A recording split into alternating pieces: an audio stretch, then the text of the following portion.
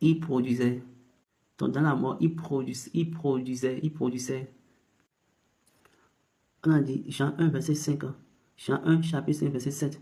En trois choses rendent témoignage dans les cieux. Nous avons le Père, la parole et le Holy Ghost. Et ces trois sont un.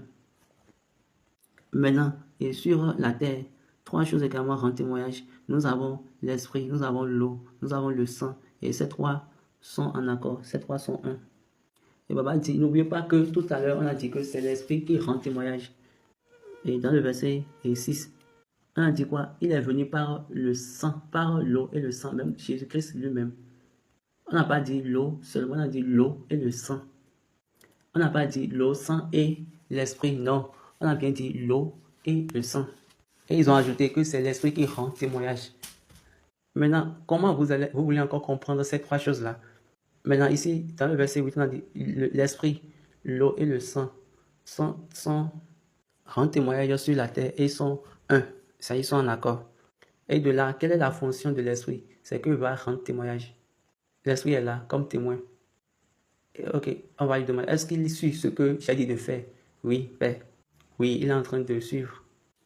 Et n'oubliez pas, vous ne pouvez pas dire que l'esprit de l'homme est la bougie. Oui, est la bougie de l'Éternel. Proverbe, fin verset 27.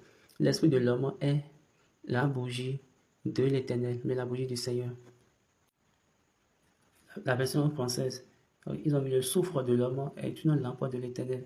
Il pénètre jusqu'au fond des entrailles. Mais la version anglaise dit, l'esprit de l'homme est une bougie de l'Éternel.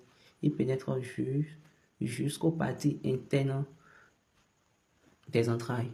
Donc cet esprit-là qui est en toi, c'est une bougie. Il est là pourquoi? Pour être témoin. Okay? Il va dire qu'il y a quelque chose ici. Il va te dire. Donc ça dit quoi? Il pénètre les parties internes du ventre.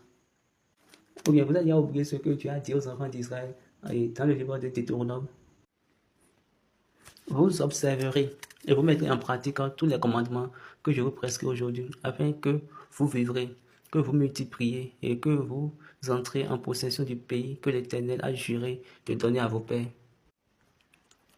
Souviens-toi de tout le chemin que l'Éternel, ton Dieu, t'a fait pendant ces 40 années dans le désert, afin de l'humilier et d'éprouver pour savoir quelle était